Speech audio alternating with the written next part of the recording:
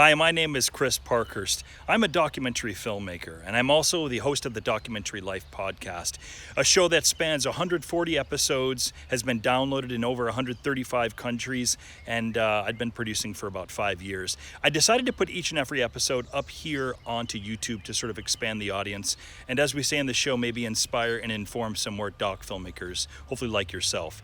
In the episodes, you may find some older, maybe outdated URLs, in particular any of the documentary filmmaking courses that we do offer online.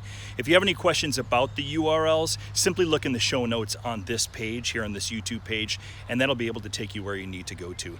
Other than that, I hope you enjoy the show, and it's great to have another listener to the Documentary Life. Have a great day. Microphone check, 1, 2, 3. City, sibilance. Levels check, good, sounds good. 1, 2, 3, rolling and...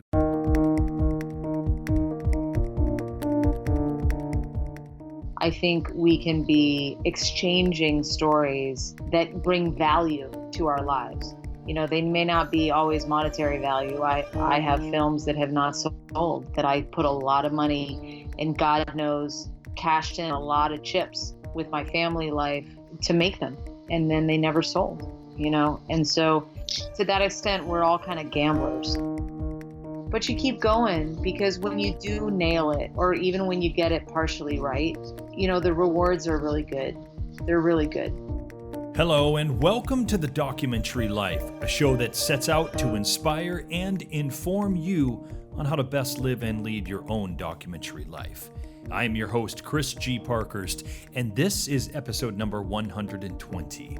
And it is brought to you by Barong Films, proud creators of documentary film, the Documentary Life podcast, and the Documentary Academy, our industry-changing A to Z documentary filmmaking program that will transform you into the documentary filmmaker that you've always wanted to be. Find out more at thedocumentarylife.com/academy.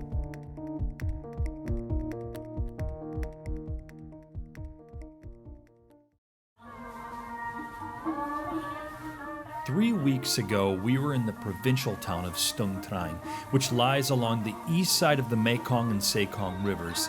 It's located just south of the border with Laos. We were doing some filming with the granddaughter of the late, great Cambodian singer Sun Si Samut. The late singer, as you may know, is at the heart of our current documentary film, Elvis of Cambodia. The granddaughter was meeting with her grandmother, the widow who has been living in Stung Treng for nearly her whole life, and in fact lives in the house that she and her husband built.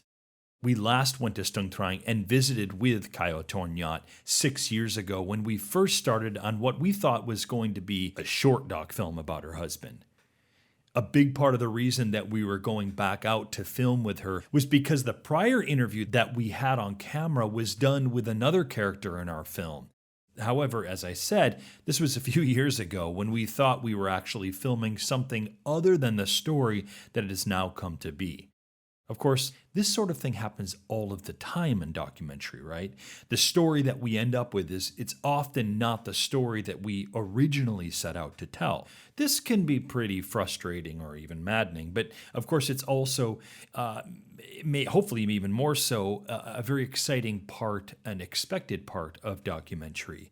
The discovery is often a huge part of the process of documentary filmmaking, and that discovery, maybe even more often than not, leads to different unforeseen directions in our film. This has certainly been the case with Elvis, even more so actually. What was initially thought to be a short biodoc about a famous singer has now turned into a feature documentary about the legacy of said famous singer. And so the issue with the original interview that we had shot with the widow was twofold. It contained another character literally in the frame for like 90% of the interview, and it was really a conversation between these two characters.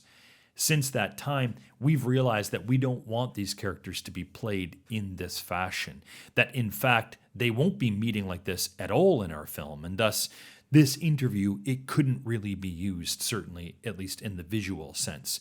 We could use the audio from much of it, but we had almost zero shots with only her in the frame. So basically, we needed to reshoot the interview years later so we could establish this as an interview that was conducted solely with her. We could mix and match the audio, but we had to establish that the scene was all about her and not this conversation with the other character. Furthermore, recent developments in our story necessitated that we had granddaughter and grandmother meeting up and having some pretty important interactions. So, we set out to Stung Trang again, 6 years later, to reshoot an interview and to shoot an additional couple of sequences.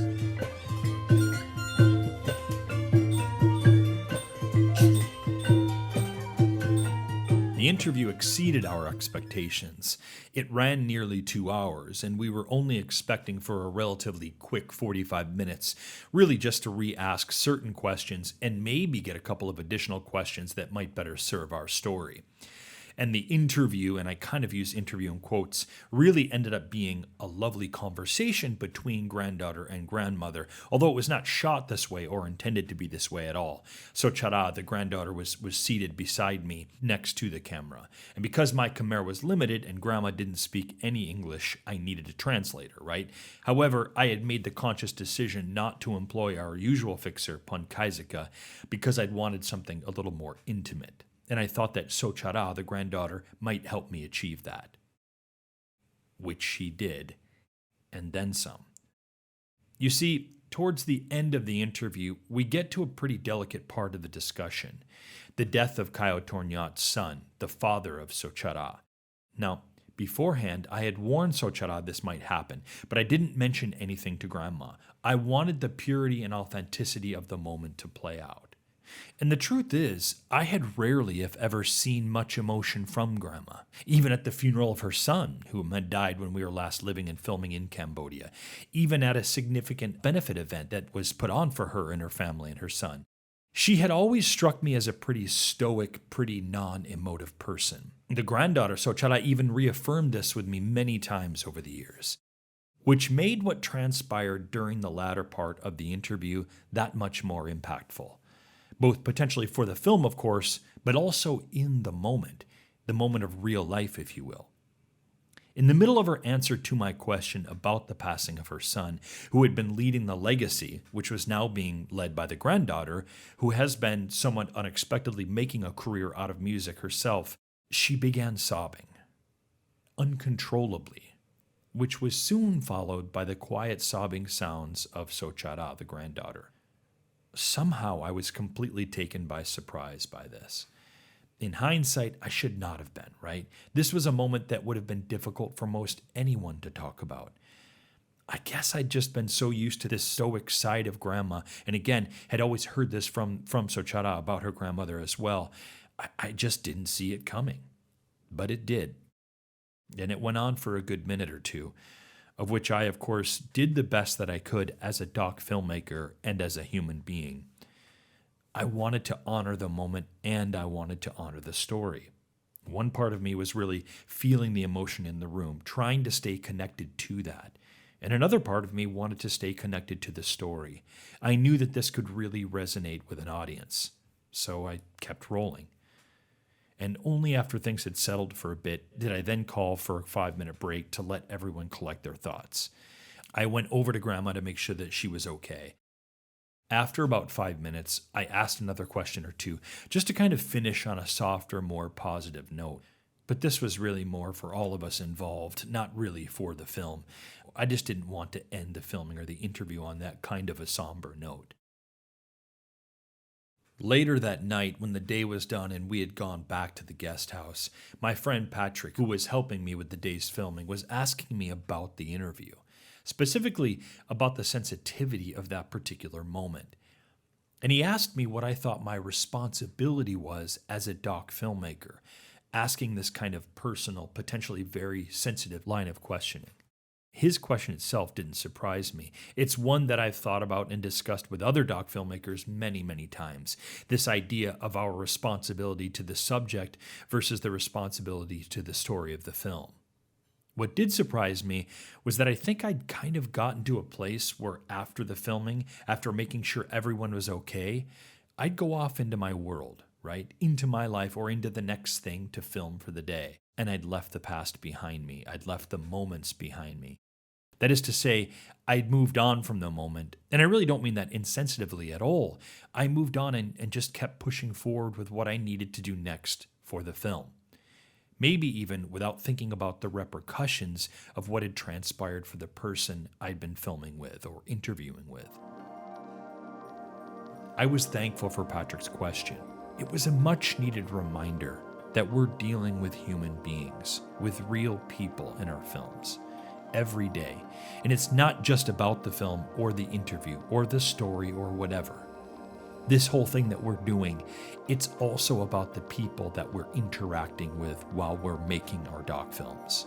It is about real, honest, sometimes extremely vulnerable moments that we should be so honored to be a part of, and even more honored to be able to share these vulnerable, all too real and human moments with the world, in an effort not only to convey our stories, but also to be able to connect with other human beings in a vulnerable and real way. And it is my humble opinion, and it is my experience, that it's not really an and or kind of thing. We can both honor that vulnerable moment while it's happening, and we can honor the moment in telling the best, most authentic story that we can.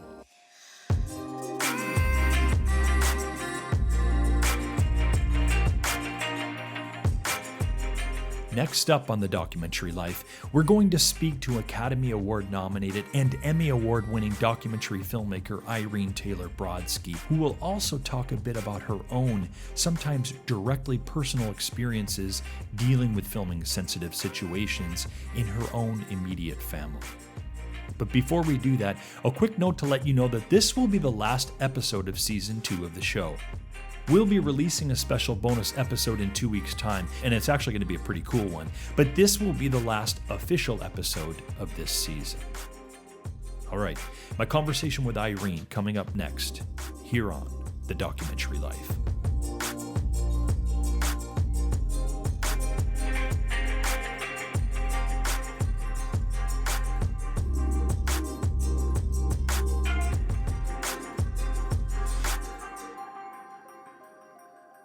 A quick shout out and thank you to Musicvine for supplying us with some of the music for today's episode. If you're interested in learning a little bit more about how Musicvine might be able to serve your doc project, you can check out the show notes for today's episode, or you can simply go to their website at musicvine.com. If you're subscribed to our TDL newsletter or part of our private Facebook community, then you'll know how excited we are to work more closely with you, our fellow doc lifers, throughout 2020 to help you in making your documentary film projects. The best way for us to do this is to work with you face to face so that you can receive valuable information, tips, resources, and advice directly from us and can ask any questions that you have in real time. Getting the answers you need will allow you to take immediate action on making and completing your documentary film. That is why we recently launched our full program of weekly live interactive workshops, which cover a multitude of topics on making a documentary film, and we'll be continuing to add even more over the coming months. We have a wealth of industry and filmmaking experience that we are going to share with you. Let us save you the time, money, and frustration of learning these things on the fly and allow us to help you confidently and with super focused clarity move forward with your film. Our first workshop launches Wednesday, the 8th of January, and it's called Going Solo with Your Documentary Filmmaking. In it, we will help you uncover how to make your documentary film with little to no crew, equipment, or experience. Completing this workshop will mean you are more capable, organized, and skilled in making your documentary film on your own. To learn more about our Going Solo with Your Documentary Filmmaking workshop and to take a look at the schedule for our other documentary film workshops, simply go to thedocumentarylife.com/workshops. Registration is now open with a promotional offer until the end of the year. So don't wait. Secure your spot today at thedocumentarylife.com/workshops.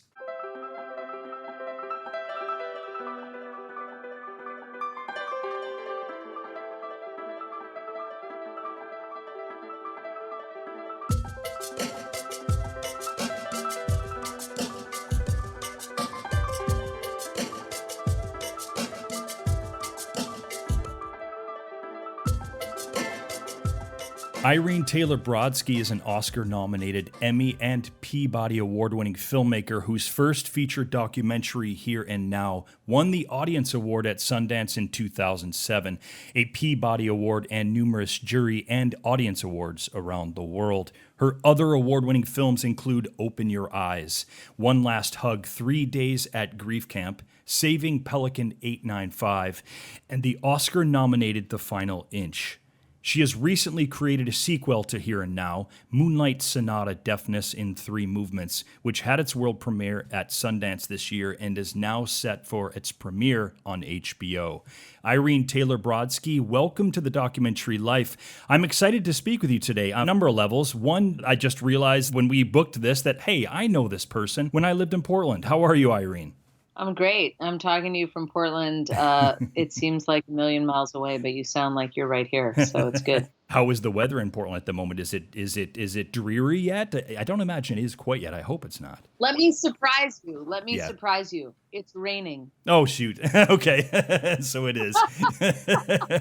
I was hopeful for you since it's still early October. No. But you know what? I'm on a huge deadline. And for any doc filmmakers Perfect. Or people who know the dread of deadlines, deadlines, when it's raining out, you're so thankful. Yeah. It must be so hard to live in Los Angeles and have to meet it. You know, do I go to the beach today? Do I go skateboarding? Do I go out for a white wine lunch? Or do I start on my film? And get the job done. You know, it helps to live in Portland. It does. So what we kind of like to do on the show traditionally, Irene, is we like to back up and start somewhat at the beginning of one's doc life, if you will, and kind of get to some of the ways and reasons in which one came to documentary filmmaking.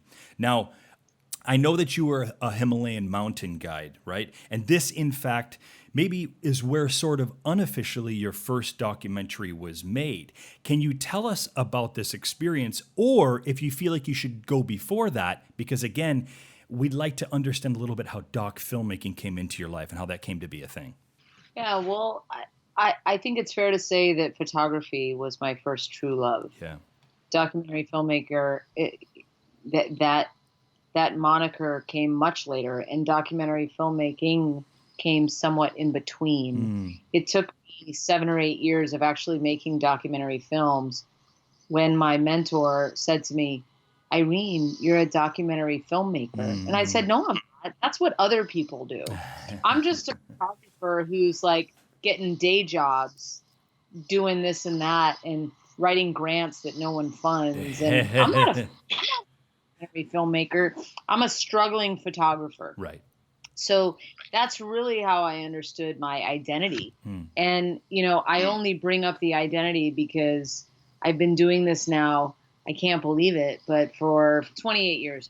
My first documentary I worked on was when I was 20. Right. So, you know, I grew up with a darkroom. My parents were very active darkroom photographers, which is to say they took pictures with the motivation and the intent that they would be processing and developing them themselves. And as a little kid, I had a darkroom in my home that was the size of a master bedroom in New York City. I mean, it was really this idyllic situation, which of course I could never have appreciated then. And my dad is an engineer and chemist. He's got graduate degrees in chemistry. So you can bet your bottom dollar we had 68-degree water. Yeah, that's right. Your dad didn't work at Kodak, did he? He didn't, but we lived in Rochester, New York. Right, where I'm and originally so from. There was a certain kind of gung-ho mentality about DIY photography. Yeah. And we had a dark room, and frankly, that wasn't that unusual. Yeah. A lot of people. This was the 70s. Right. So that's really how I first came to be very engaged in sort of the visual plot points of storytelling. Now, bridge the gap for us between that time and then the Sundance Award-winning Here and Now, officially your first documentary film. So when I left Nepal, I came back to the US, and for about 5 years, I made my bread and butter making television documentaries. So I actually made 5 documentaries with television breaks that were 40 minutes long, 90 minutes long. So I was basically working in the documentary field, but I wasn't actually directing anything of my own. Right. So actually, I made Here and Now because I finally left New York and I didn't have anyone to work for anymore. And when I got to Portland, Oregon, my parents happened to write me an email one day. This was the early days of email. And they said, "Oh, we've decided to get cochlear implants." And I was these were two deaf people who had been, how do I put it, very good at being deaf. Like, I didn't understand why they'd want to be hearing. They were so good at being deaf, and they were 65. And I knew that their outcomes would be very limited because they hadn't heard sound and their brains really never adjusted to it. But I was fascinated by their choice. And so I decided to make my first feature independent film about my mother and father taking this grand adventure into the world of sound, a sense which they had never really experienced before, other than through the impulses of really bad hearing aids. All my life, I've watched my parents imagine the world of sound. Dad tries to see it. Sometimes I money behold to thank God I have my thumb. Mom tries to touch it. It may look like she's hearing, but it's actually the vibration of heavy metal that Mom loves. Words have always existed as lip reading and sign language. But then, just as they were about to retire, they announced a bold move. They were getting cochlear implants, a breakthrough surgery that after a lifetime of silence could give them the ability to hear. We've had Maury Warshawski on the show, and he's someone who's always talking about the importance of understanding what one's core values are as a person and allowing this to determine one's mission, if you will, their mission statement as a doc filmmaker. Irene, how would you best describe your mission statement? And is this something that you're consciously thinking about as you look to current and future projects? Yeah. It would have been helpful if you gave me that one yesterday. Anyway, so what I would say is that there are two answers to that question. There's the self-interested answer, and there's what I believe to be an honest answer, but it sounds much more altruistic. I think people have a very, very considered notion of what a documentary filmmaker is. They think we're altruistic people. They think we're trying to help the world. But in a way, what they don't understand is that we're humans and we just really like to travel. We really like to sit in people's homes and pretend like we live in their universe. We are people who are just genuinely interested in the way the so-called other half lives. Yeah. You know, and I think that is a certain self-interested venture, right? Because we're kind of lucky if we strike gold, we can make a living doing that, right? So, no, I mean, really, that's the honest answer for your 99% documentary filmmaker audience listening to this, right? Hey, look, we're 115 episodes in, and I can tell you probably 10 guests that we've ever had in the program actually make their entire livings doing doc filmmaking. So you're absolutely preaching to the choir on that one. Okay. Well, so, but the other half, which is equally as sincere, and I don't mean it to pat my back, but I do think that as an individual, I was born with two deaf parents. I grew up in the 70s with deaf parents. This was pre-Americans with Disabilities Act. This was pre-smartphones. It was in the burgeoning days of the TTY, but well before they were ever in airports or schools. I mean, I grew up with two parents who were profoundly disabled by their deafness. Right. And they were disabled from getting jobs. They were disabled from communicating with my school teachers. They were disabled from communicating even with my my childhood friends and their parents, because they didn't have a common language. And if my parents couldn't lip read them and my friends' parents couldn't understand them, there was no communication to be had. Yeah. And the only way there would be is if I was an interpreter. So, I think that my kind of archetypal story here, if I can imagine it for a moment, is really, that I have always been an interpreter.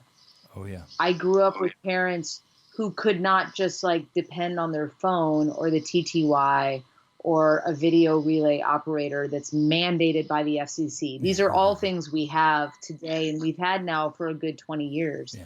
But when I was growing up, we didn't have that. So my parents' disability, in a way, by proxy, fell upon me and my brother and sister. We could all hear, and we were happy to help them. I mean, we didn't really know any different, right? We just thought this is what everyone does for their parents, right?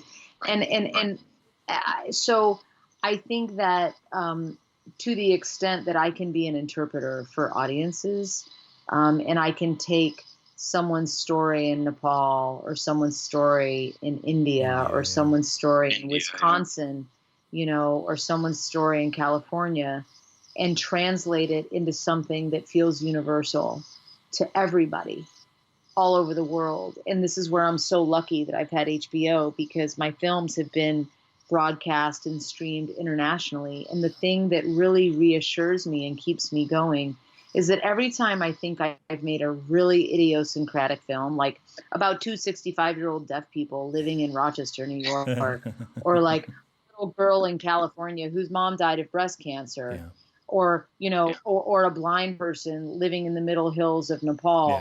Somehow these films that I've just described find a universal and global audience. And that tells me something that's profoundly reassuring about humankind. That we're all sort of subscribing to narrative. We are all saying, well, that person looks different from me. That person might speak a different language from me, and I have to watch this with subtitles.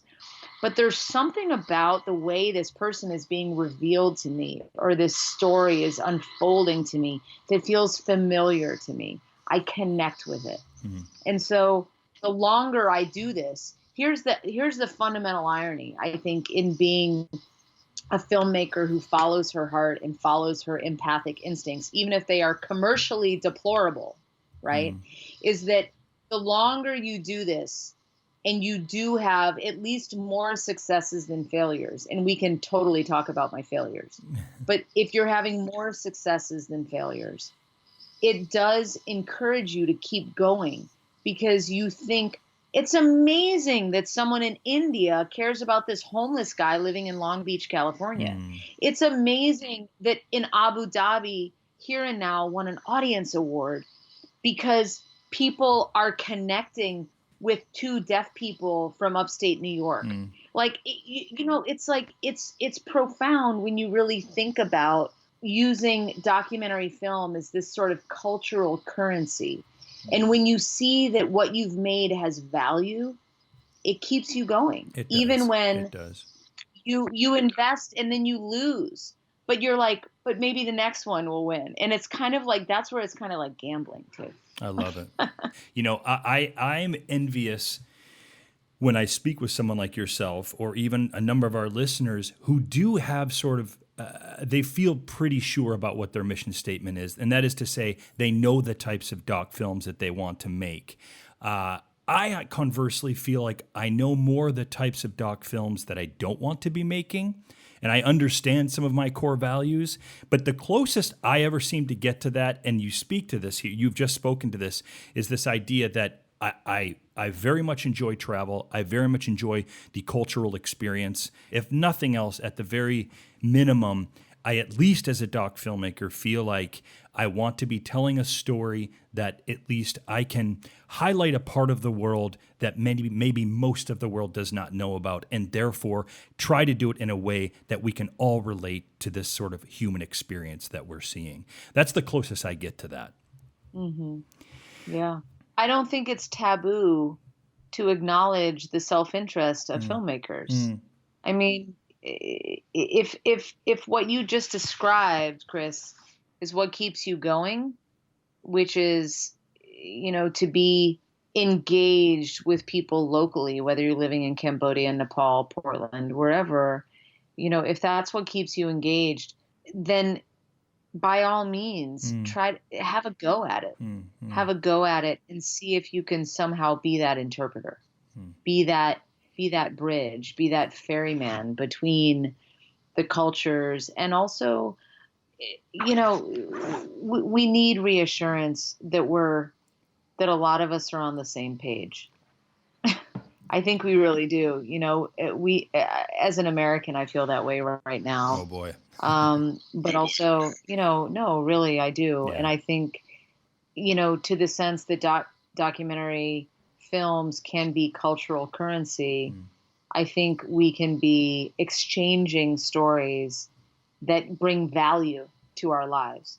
They may not be always monetary value. I have films that have not sold, that I put a lot of money and God knows cashed in a lot of chips with my family life and, to make them. And then they never sold, And so to that extent, we're all kind of gamblers. When I play without my implants, I just feel really joyful and I can just let my mind wander. You know what Papa said to me today? He thought his life was better because he was deaf. His deafness gave him the ability to hear his own voice. If deafness is a mutation, then maybe our mistakes become our music. Did it sound good? It's beautiful.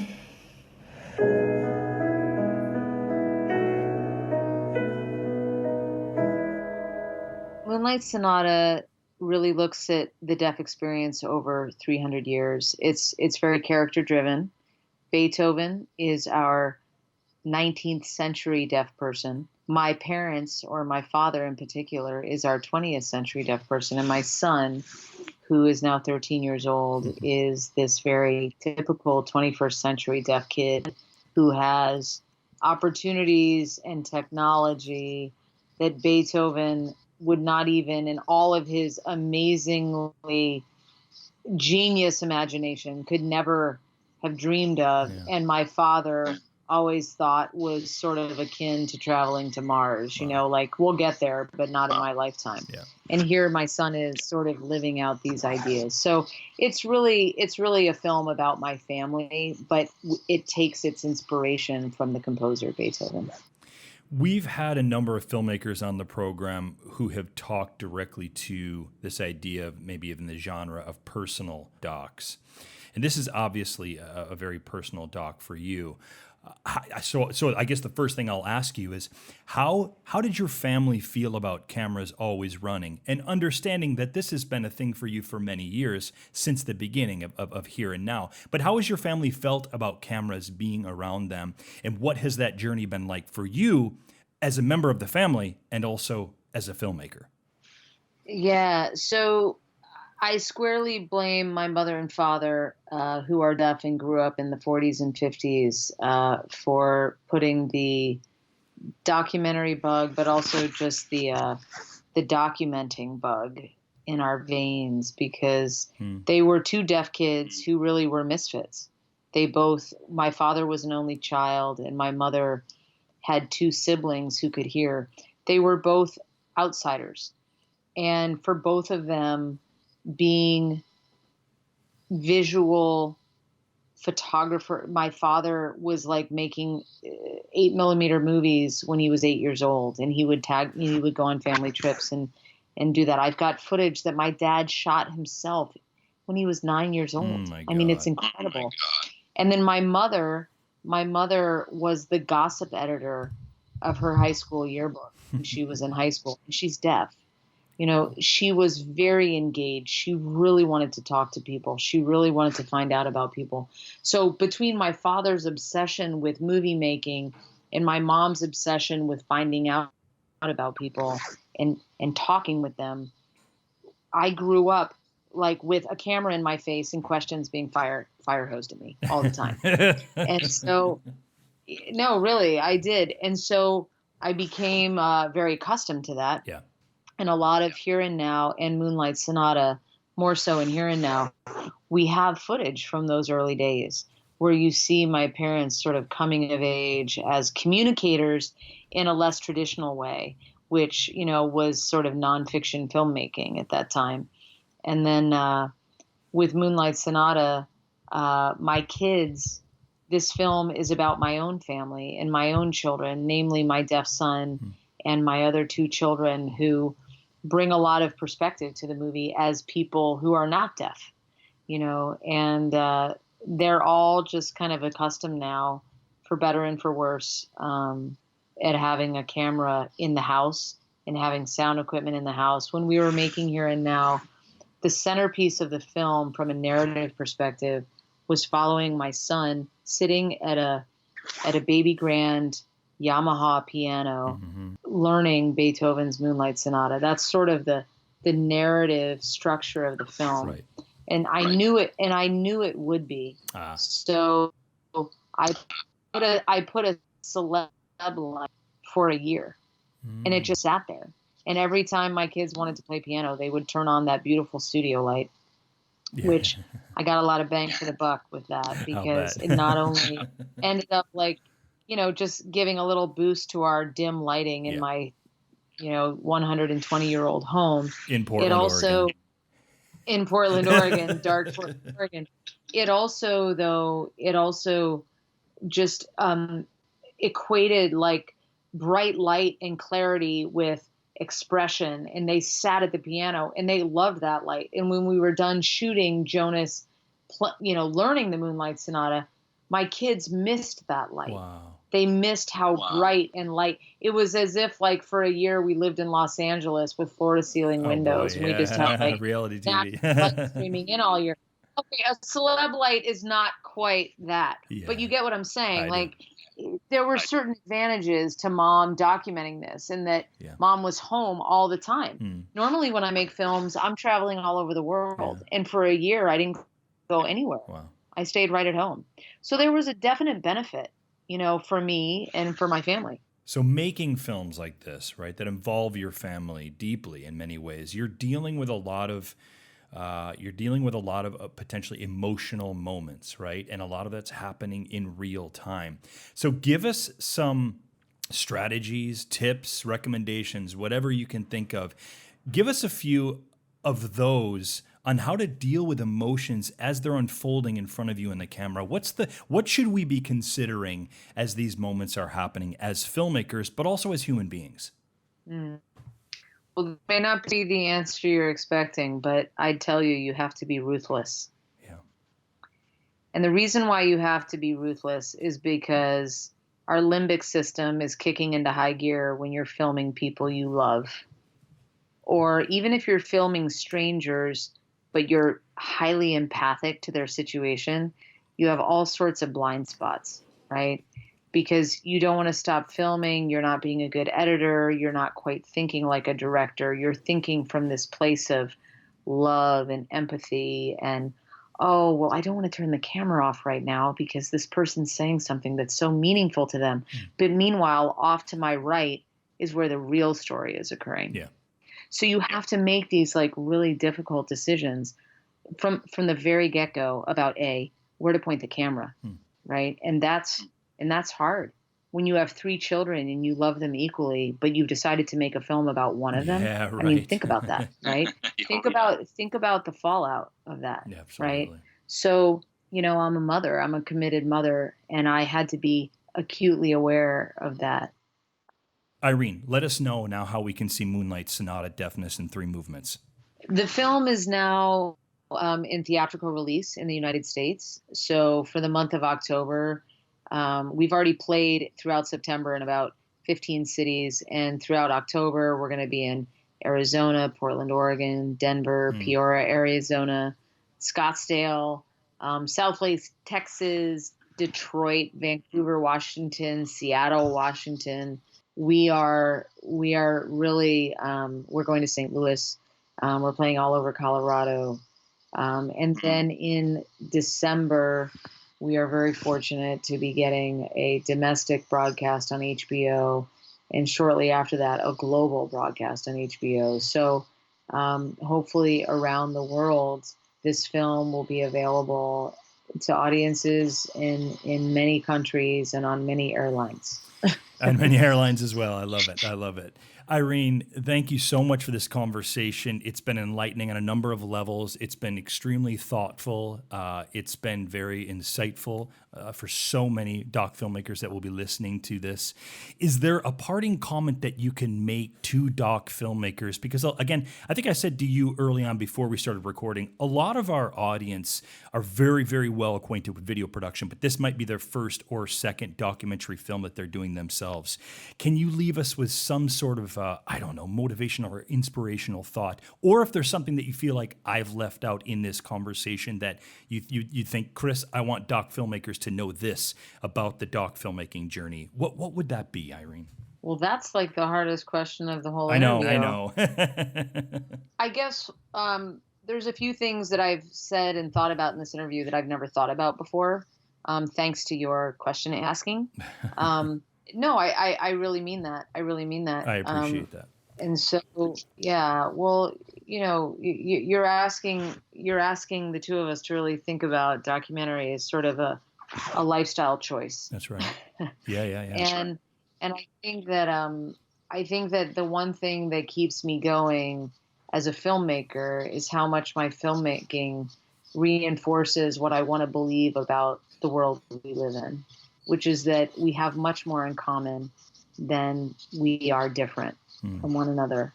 And if you can find a way, even if you're working with the most idiosyncratic character or situation in a country where there is no analogy and there is no like-minded person or anything, if you can somehow make your audience the hero of that journey, and you're always thinking about what is it about my character in my film that makes my audience connect with that character. If you're constantly thinking about your audience, and I don't mean in a pandering way, in a commercially minded way, but like, why am I asking you to sit down and watch my 90-minute film about this very idiosyncratic thing? In my case with Moonlight Sonata, that's my family. You guys all have your own family. Why should I make you sit down for 90 of your good minutes and look at my family? Because I really promise you there's going to be something about my family that makes you feel at home. And it makes you not always comfortably feel at home, but you're going to feel at home. And I think that maybe really that's what kind of keeps me going through the films that don't sell and all the interviews where I feel like a dumbass when I'm finished because I didn't ask the right questions or I blew it or I really had an opportunity to really make a difference and get something valuable or meaningful out of that conversation and I screwed it up, but you keep going because when you do nail it or even when you get it partially right, the rewards are really good. They're really good. Well, Irene, thank you for making me feel at home in this conversation. And it's been wonderful to reconnect now here 8-9 years later. It's been an honor to have you on the program. The film is Moonlight Sonata, Deafness in 3 Movements. Can't recommend enough that you need to go see this, and I'm sure anyone listening to this program will do so. So, Irene Taylor Brodsky, thank you so much for being a part of the documentary life. Thanks so much, Chris. A quick reminder, if you're interested in attending our Going Solo with Your Documentary Filmmaking workshop or any of our other workshops in January, head on over to thedocumentarylife.com/workshops. We'll see you next year, Doc Lifer.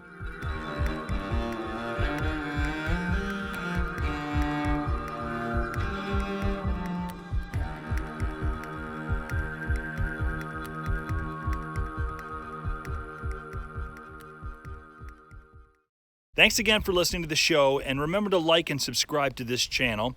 Also, remember for any of the URLs that may or may not be outdated, and you want to get the most up-to-date information, perhaps for the documentary filmmaking courses, for the blog, for other episodes, just go ahead and check in the show notes below on this YouTube page, and that'll give you the correct URLs to use. Thanks again. Have a great day.